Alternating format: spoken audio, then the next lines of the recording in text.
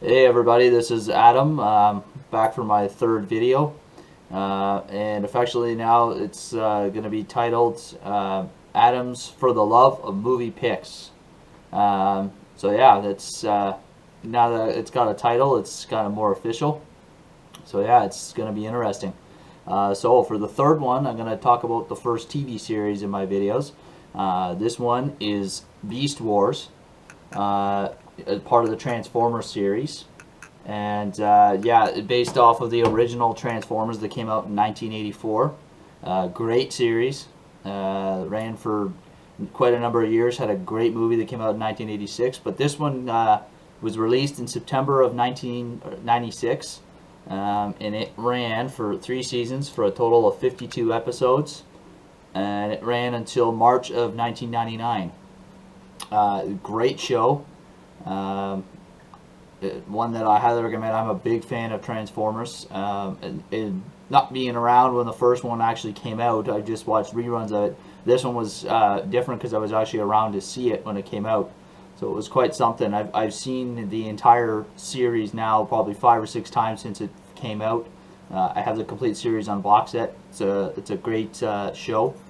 I recommend, and for anybody, I mean, mostly obviously it was meant towards a younger audience, but pretty much anybody can watch it of any age. Myself, I'm in my 30s, and I still watch it. It's a great TV show, so I highly recommend it. So yeah, just a little bit about the TV show. So if you haven't seen it before, like I said, it debuted in '96 till '99, 3 seasons, 52 episodes. So the original TV series was featuring the Autobots and the Decepticons. They've since been replaced by the Autobots replaced by the Maximals, and the Decepticons replaced by the Predacons. Basically, they're the ancestors. The Autobots and the Decepticons are the ancestors of the Maximals and Predacons. So this show is essentially set in the future. Um, so yeah. Um, a little bit about the TV show. It was the first Transformers series to feature computer-generated animated characters, as opposed to hand-drawn. And let's see here. Yeah, and it starts off with in season one. It starts off with the Maximals being chased by the Predacons from their home planet of Cybertron. They're still in Cybertron, and it's basically they end up going back in time and crash landing on prehistoric Earth. And that's basically the basis of season one. It's them setting up in prehistoric Earth and, establishing who they are in that very first season. So yeah, as it starts off at the beginning, the Maximals have four main characters at the beginning. One is Optimus Primal, obviously based off of Optimus Prime. Rhinox, Rat Trap, and Cheetor. The Predacons have just a few more at the beginning than the Maximals do. Their leader, Megatron, obviously based off the original Megatron. Scorponok, Tarantulas, Pterosaur, Waspinator. Those are and Dinobot, who starts off with the Predacons, but very early on ends up joining the Maximals to make it even number on both sides. So those are some of the main characters, and as we go along, each side adds more and more characters to their ranks as we go along in the series. So yeah, that's just some of the characters in that show. So the very first season has actually got the most episodes, or for a single season, it's got 26 episodes. Like I said, it starts off with them crash landing on prehistoric Earth. It goes along in various episodes that just kind of explain, them realizing that they're on prehistoric Earth, and just various things. I mean, the main purpose of them being there is to find Energon. It was just like the original series. And as they crash land to Earth, basically the Maximals had a bunch of stasis pods with protoforms in it, which later on need to become Predacons or Maximals as they fall to Earth. So yeah, that's a premise of it. So yeah, 26 episodes in the very first season of Beast Wars. It's quite a good season, but some of my favorite episodes actually come later on in the series. Probably the best episode of season one is a two-parter at the very end there, called Other Voices Part 1 and 2. The other thing I forgot to mention, that something that both sides quickly discover is on this planet there are a lot of alien structures and constructs throughout the prehistoric Earth that they activate, and they find out as the season goes along, and then by the end of it, basically there's the aliens have determined that the planet prehistoric Earth is deemed uninhabitable by both sides, so they intend to destroy it with one of their weapons. And basically, Optimus Primal ends up saving all the Maximals and both the Predacons by sacrificing himself to destroy the weapon. So yeah, it's quite a good episode. So yeah, that's season 1, and then going into season 2, it's not quite as long. It's only about 10 episodes long, but it's, in my opinion, got some of the best episodes, not only in the Beast Wars, but in Transformers series in general.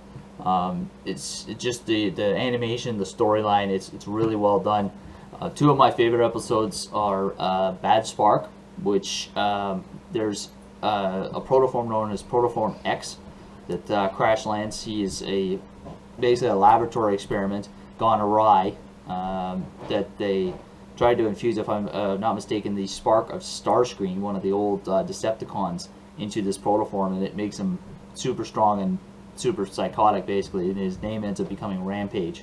And he ends up siding with the Predacons because Megatron cuts out his spark, and that's how he holds them hostage, basically, into joining the Predacons. Quite a savage character, but definitely an interesting one. But by far my favorite episode of the Beast Wars has to be Code of Hero. When you think of an animated TV show mainly meant towards a young audience, dealing with robots, you don't really think that they would show much emotion in this particular TV show, or would be able to be capable of emoting emotion or making you feel emotion towards the show. But this one, Code of Hero, was quite well done. Basically, the premise of the episode is, like I said, with them being on the prehistoric Earth, they are. Megatron has figured out that he can change. He has 2 golden discs in the series, and one of them basically allows him to see the future and change it to his course, because he knows where everything is on the prehistoric Earth. And in this valley is some of the earliest ancestors of humans, and he orders all the Predacons and himself to destroy these humans, because in the original series in 1984, the humans basically helped the Autobots defeat the Decepticons to win the Great War. So by doing this, Megatron figures that the Decepticons will win the Great War, and it'll change how everything is, because basically the Maximals are in charge of the Predacons in the future, so that it's going to change the history and flip things to the Predacon side. And unfortunately, Dinobot, who is the previous Predacon, he's the only one within range to do anything about it. All the other Maximals are too far away to help, and he basically takes on the entire Predacon army by himself, all 6 Predacons, and it's quite impressive. He sacrifices himself to save the early humans, human ancestors, and it's emotional at the end. Him saying his goodbye to all the Maximals before his spark leaves his body and goes to join the Matrix. It's quite a emotional episode, but really well done and great storyline, and my favorite episode of season 2 and of the Beast Wars and of Transformers in general. And then moving on to season 3. Basically, this is at the end of season 2, going into season 3. You find out that the creators of the Beast Wars have decided to actually show a link in the show between the Beast Wars show and the previous Gen 1 Transformers show, when the Maximals or the Predacons come across the Ark, the ship that basically brought the Autobots to prehistoric Earth. But of course the Decepticons were in there fighting at the time that the ship crashed, and they're all in a form of stasis lock, and they will awaken many millions of years later to start the Great War of basically 1984, because that's when in the TV show that's the year that it started, and that's the year in the show that it started. So it's a pretty cool concept of the show that they link those two shows like that and actually show that. It's just really cool. You know, for someone who's such a big fan like myself, who's a big fan of the original show, that they show that. So yeah, it's pretty cool. And yeah, leading into the third season, they end up basically the one thing I forgot to mention is that the Maximals and the Predacons were each on their own ship when they crash landed. The Maximals were in the ship called the Axalon, and the Predacons, I forget what their ship was called, but they were on their own ship.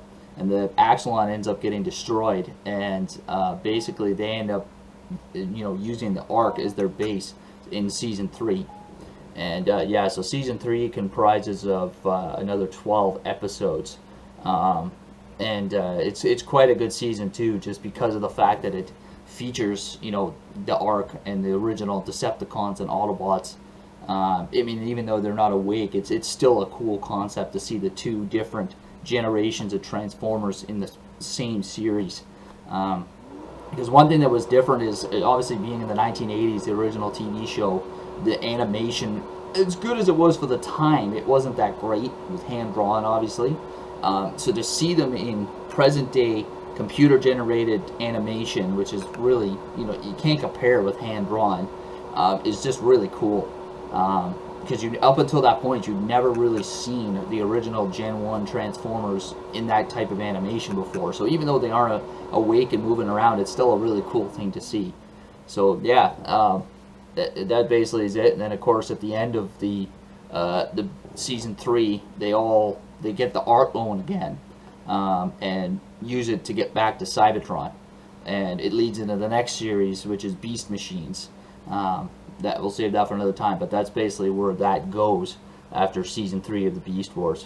So yeah, really great show. Highly recommend it. It's not an insanely long TV show, which is nice.